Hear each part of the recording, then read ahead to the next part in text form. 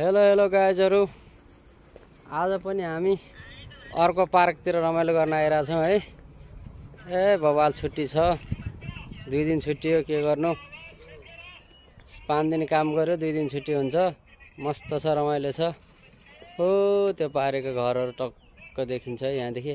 अरू त यस्तै हो, मलाई त नेपालको झल्को आयो यार यहाँ हेर्नु त।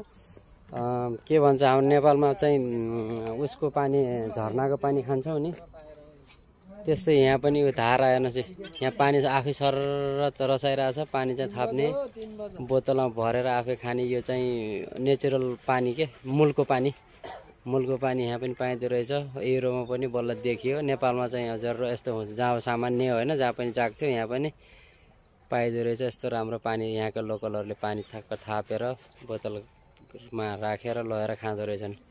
नेचुरल मूलको पानी हो यो गाइज, देख्नुभयो तपाईँहरूलाई। युरोपमा पनि पाउँदो रहेछ। नत्र यो बनाएको धारो चाहिँ होइन, नेचुरली हो, मूलको पानी। एकदम राम्रो छ। पार्कतिर छौँ, सबै साथीहरू घुमिरहेछौँ, राम्रो छ, रमाइलो भइरहेछ।